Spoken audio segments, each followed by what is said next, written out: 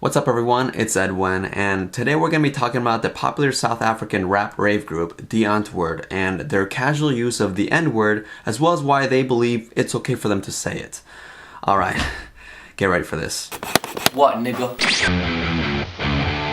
If you haven't kept up with the series, I highly recommend watching the previous episodes, but let me tell you real quick what you need to know for this episode. The Antwoord's former videographer created an Instagram account called Rolling with the Devil where he announced that he would be working on a documentary exposing who the rappers really are. And in the caption to one of his photos, he wrote for Ninja to give him a phone call. He didn't get a call from Ninja, however, he did get a call from Yolandi. No, Ninja's not here. Okay. Ben wanted the group to take part in the documentary to explain some parts of the footage and answer some questions regarding some of the footage. Yolandi refused, and here we are. A few days after the phone call with Ben, Yolandi posted this photo to her Instagram, which read, "Dearest everyone, shooting a feature film at the mall. Had to disappear for a while. Need to focus.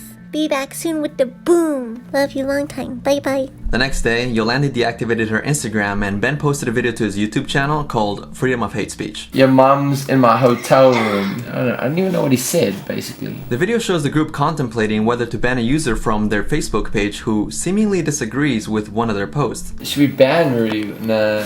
You shouldn't ever ban anyone. You should let people say what they want to say. Yeah. And you should say nigga if you want to say nigga, because you got freedom of speech, bitch. Also in the video, Yolandi's heard repeatedly saying the N-word and claiming that Ninja is more of... Okay, just watch. Dude, you said nigga.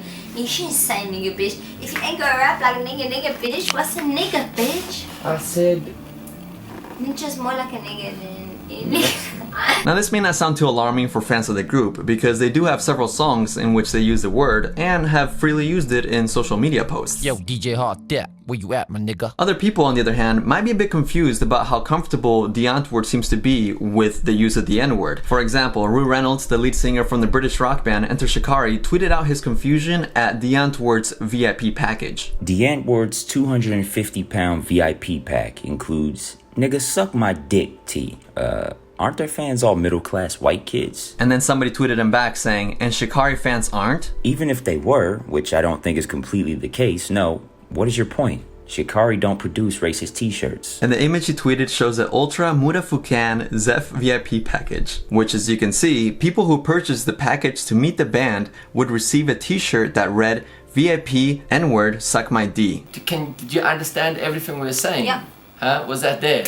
Niggas are gonna research. So I'm not sure how damning Ben's footage is, considering they've been using the word publicly for quite a while now. But anyways, back to the series of events. 3 days after Yolandi deactivated her Instagram and Ben posted his video, the Antwoord gave a nod to Ben's Instagram username, Rolling with the Devil, via the caption of one of their photos reading, "Rolling with the Zef Airbender." And the next day, that's 4 days after deactivating her Instagram account, Yolandi created a new one called Dear Macy. Hi Macy, what's up? I'm sorry I've been so busy with all the stuff, but I'm just saying what's up and I miss you and I love you and I'm gonna see you soon, okay? Bye. Mwah. Jamil, say what's up to Macy. What's up? The account is dedicated to 11-year-old Macy, one of Yolandi's adopted children. She's the one on whom we depend. She is the one named Sailor Moon, Sailor Venus, Sailor Mercury, Sailor Mars, Sailor Jupiter. The secret powers are so new to her. She is the one named Sailor Moon. She is the one, Sailor Moon. So it seems like Yolandi is using this account as a sort of video journal for her daughter, but for what reason? Why not FaceTime or Skype or WhatsApp or emails, or at the very least make this account private? What is it that she wants the whole world to see? Or I mean, if not the whole world, at least more people than her daughter. This one's captioned, "If you close your eyes, you can't tell the difference between me and 16. I don't know. We support Soli. I support Soli. What's interesting about this isn't the fact that she made a new Instagram account just 4 days after announcing a break, but the fact that she made 8 video posts within the first 2 days of the account being live. Alright, maybe on its own, that's really not all that interesting. However, what I do find to be somewhat fascinating is how some of the videos that she posted to this account seem to be about some of the things that she spoke to Ben about over the phone call. What's up, Macy? I love Macy. I'm just chilling here, having some go time with Flash and Kimmy. Blah, we miss you. Macy. We miss you when you We're gonna come see you in. soon. Can't wait to see you. We're gonna have so much fun. Nigga. Yeah. Did y'all catch that? Did she really just blurt that out? Nigga. Yeah. Okay, she did. I know. Unless I'm mishearing things, it just seems a bit random and out of place. I know, going on tour soon. Oh yeah, guys, fuck, there's something I actually wanted to talk to you about anyway. While we are Macy, you can, just as well, you can listen to this one. We miss you, Macy. We're gonna be going on tour soon. Oh, yeah, guys, there was something I really wanted to tell you. Macy, you can listen too. But guys, I wanted to ask you, please can you not, I don't want Macy to not see me, but please can you not give me hard liquor and shots on tour? We're about to go into a story time type conversation with Yolandi and her 2 employees, Kim and Flash, about why Yolandi shouldn't drink hard liquor. Strap on. Because I'm only allowed to drink champagne, ask Ninja, because the thing is that when I drink hard liquor and shit, I do fucked up shit. Okay. And I change, okay? I do shit I don't remember, okay? And it's not good, I have some kind of Tourette, I don't know, schizo personality, it's not good. Shots is not good for me. Okay. This reminds me of that one song that goes like, blame it on the alcohol. I was fucking drunk, I don't remember this. I stabbed Ninja in the ass. Okay? He told me, yeah, show them your scar. I'm not showing them mine. But Yolandi just confessed to stabbing Ninja in the bum, and their reaction was no questions, just laughter. Now, these are either good employees that know not to question their boss, or they were prepared for this. Could be both. he told me in that the next morning, I was like, fuck, I didn't even. And then, I don't know, a week later, whatever, Ninja slapped me, and I didn't really kind of blame him for that. So no. No hard liquor. No hard liquor. She's saying she doesn't blame Ninja for slapping her because she had stabbed him a week prior. It seems the reason why she even mentioned stabbing Ninja in the first place was to justify her getting slapped by Ninja. This is actually mind-blowing. Yolandi is essentially dedicating a video normalizing domestic violence to her 11-year-old daughter. Oh, and of course, the way the 2 women react to hearing that Yolandi got slapped by Ninja is by laughing and saying, no hard liquor. I'm sorry, am I missing something? That shot of Ninja slapping you inside that rehearsal studio. And dude, what you said about Whitney Houston, do you remember? Hello? Whitney Houston. I don't know. No. Someone told me that I called Whitney Houston a crack hole. I was super drunk. So obviously Yolandi was referring to Ben in this situation, and Flash's laugh is quite uncomfortable. I was super drunk, and I don't know why the fuck would I say that? That's fucked up. But No, she is, though. I love Whitney Houston. I've seen The Bodyguard like 57 times. Why would I say something like that? I was like screaming it apparently. I was like, You've been saying that shit for 3 years. I'm not sure this is the reaction she was looking for, but it really seems like her entourage is used to validating anything she'll say. I know this is dedicated to Macy and all, but honestly, to me, this feels like an indirect response to what she anticipated that Ben would be releasing, which, by the way, Ben has released. Yeah, Whitney Houston died tonight. At 48 years old. Right before our 48. show in New York. In New York. What a bitch. How come she gotta do it then, dude? New York's... Didn't she wait like 10 minutes? Didn't we almost have it all? Couldn't she wait like 10 minutes to die? She only had the weirdest news ever, guys. Yeah. You won't believe me though. What? I didn't want to tell you. I believe. You know Terry Richardson? Yeah. He's sitting like 2 seats away from us. Yeah. Do you know who's sitting next to him, dude? Yeah. Who? You'll never guess. Eminem. I swear to Jesus, you won't ever guess, dude. You just told me. Yellow Wolf. Whitney Houston. No ways. She died at the Alex Wang fashion show, dude. Bullshit. Oh my god. Just so we're clear, Ninja's making a joke, if you can call it that, because Whitney passed away in California. The synchronicity is surreal. That bitch really fucked it up for him. Just dying. She had crack in the back of the Alex Wang show. How come she gonna do it died. then, dude? There's a photo on the net that I saw of Whitney Houston sniffing crack out of Alex Wang's ass. No, out of his vagina. Out of his vagina. It appears that Ninja is trying to convince his crew of a ridiculous narrative regarding Whitney Houston, and eventually Yolandi seems to catch on as we hear her whisper a suggestion to the script. Alex Wang is a freak. Wow, what a fucking weird little pixie fucking oriental motherfucking psycho. Damn, Ninja, got anything else to say about Alexander Wang? Was she married? We drive to Washington tomorrow. Whitney Houston, she was on the board. Slow down. Hey, fuck. Well, now we have your answer, Yolandi. Why would I say that? I guess you called her that because Whitney wasn't married. No shots, no hard liquor. Okay, Champagne, promise. Because I don't have the willpower to control myself. But to Yolandi, this wasn't really a big deal because she was drunk. You can't hold her accountable for that. Doesn't count. So if you're gonna convince me, I'm gonna do it. So it's up to you. Okay. Just bring you champagne. Got you. Okay, watch. I gotta say, I'm glad they shook on it. So now we know that if Yolandi says anything questionable from this point forward because she was drunk, it's because her entourage didn't stop her from that hard liquor. No champagne. Oh, no. Okay, we're failing already. No champagne. What? Oh, okay, yeah. My sister, remember, that's why I don't drink. Oh, right. Almost forgot this was the video to Yolandi's daughter. Yo, Macy, look, we got these two little tortoises. They're so fucking cute. This one's name is Shy. Hi, Shy. And this one's name is Meow. Meow. Little Meow. So fucking cute. I can't wait for you to meet them.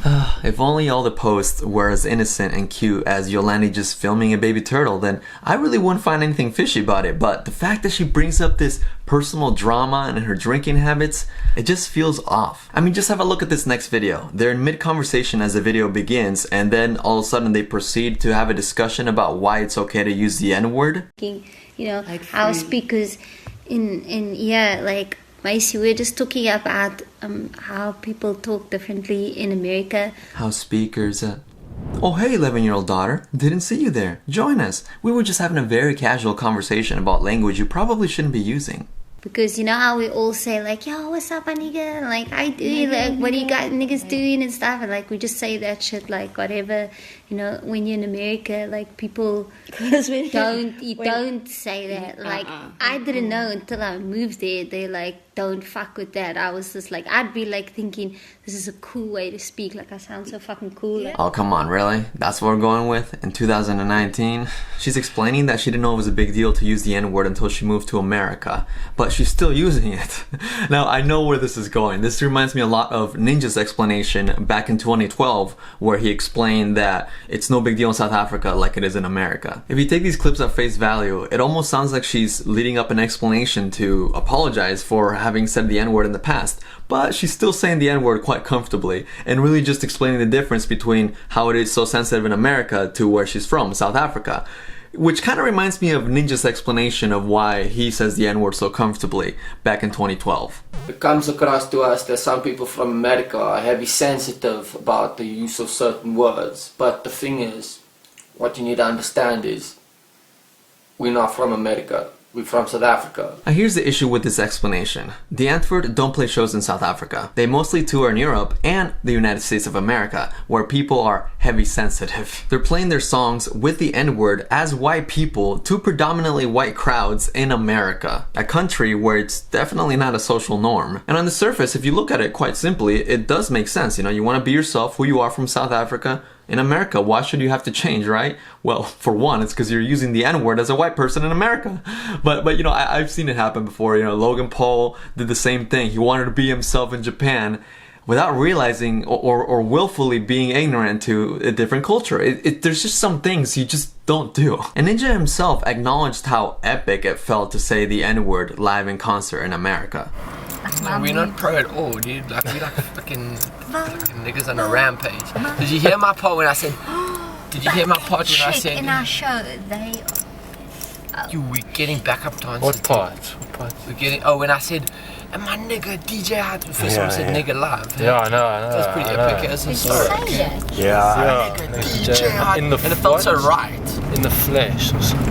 It's So when something feels, yeah, my mind is telling me no, my heart is telling me yes. That's when I bust that lyric. The first time you said it live, yeah. Yeah. I mean, it felt correct. I'm gonna kick that in Brooklyn next time. Homeboy's literally boasting about how he felt so empowered for saying the N-word in a place where he knew it's not acceptable. And in South Africa, people aren't so pumped up about these words. Like for instance, in South Africa, a white guy will say to a black guy, yo, what's up, my nigga? And the black guy will be like, hey, what's up, my nigga? And no one freaks out or anything. Now, while it is true that the N-word doesn't hold as much power in South Africa as it does in America, I personally found it quite hard to believe that it didn't at least hold some level of global understanding. So I told some of my South African subscribers about the situation, and I asked them if it was a comfortable word to use or even casually used by people, and they all agreed that no, it isn't. I also asked South African model Bianca Bromben, and she also said that the N-word is definitely not socially acceptable, especially amongst white people. Lastly, I reached out to Chappie actor Brandon O'Ray, and he echoed the same sentiment that the N-word is not a casual throw-around word as Ninja and Yolandi claim that it is. Something that many of my subscribers also told me in conversation was that the Antwoord don't really get much coverage in South African media. And I'm not exactly sure why this is, because the group basically presents themselves as representatives of the country. Maybe that's why. So maybe you guys in the USA can learn a little thing or two from your brothers and sisters here in the dark depths of Africa. You know what I'm saying?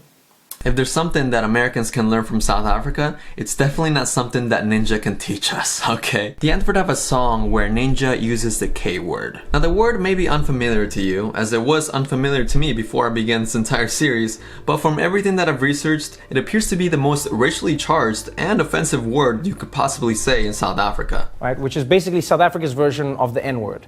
Right? But it's almost worse than the N-word because in America, black people own the N-word. They're like, okay, we're going to take it, we're going to use it in hip-hop, we're going to make it cool. In South Africa, people are just like, no. They're just like, no, we're not going to do that at all. In the song, Ninja says, Ninja!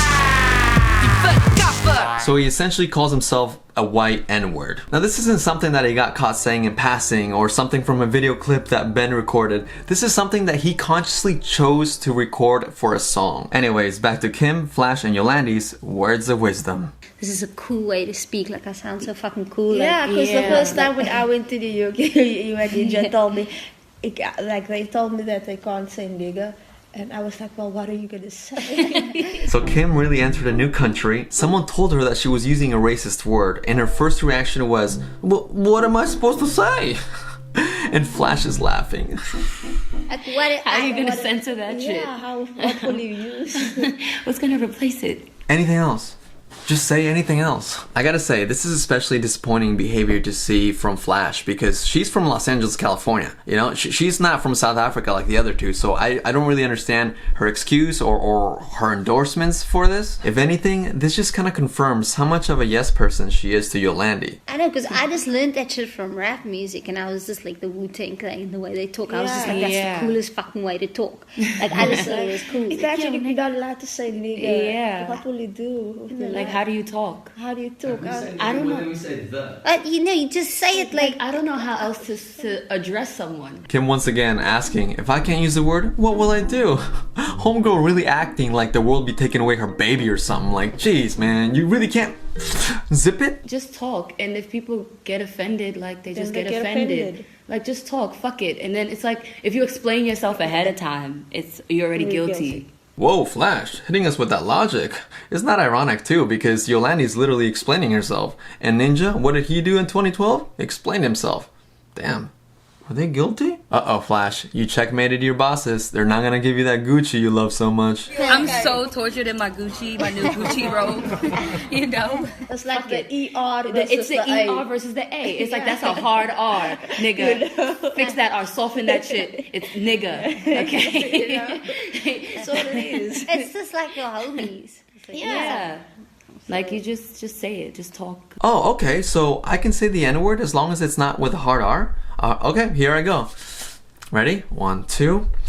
Nimwit. Oh, wrong one. And look, I do understand that sometimes people give each other a pass to use a word, or maybe they'll use it within their friend circles, especially in a place like South Africa, because it doesn't have a racially charged meaning as it does in America. But this is not a pass of a global scale where you can just produce music and just say it in concerts all over the world, right? And this logic isn't even being explained here, so I don't know why I'm helping them out. Like, you just say it. Just talk like how you talk. Yeah, just be yourself. Just be yourself. That's the lesson of the day. Yeah, don't explain yourself for being you, okay. Macy. Oh my god, I keep forgetting that this is meant for an 11-year-old. Okay, so Macy, moral of the story is be yourself and don't explain yourself. If you want to use the N-word, you go, girl. But for the love of God, don't use the K-word like Ninja or the N-word like Yolandi in this clip. Dis check rock, check out that rock's cat. Die rock sit like fucking straight up down. It's all to death. Only a nigga can wear a cat like that. Yeah, I'm black enough to rock it like that, dude. Guys, please support this video by giving it a thumbs up, posting a comment down below, sharing it on social media, whatever you gotta do. It's super important that you support this one specifically. Not because I think that the Antwoord might want to take it down or anything, but they did take down Ben's video called Freedom of Hate Speech that I referenced way earlier on. However, it was reposted back on Wakeke, the website that's actually owned by Griffin, who actually helped launch their career by hosting a lot of their videos and music earlier on, and apparently they mistreated him as well, but that's besides the point.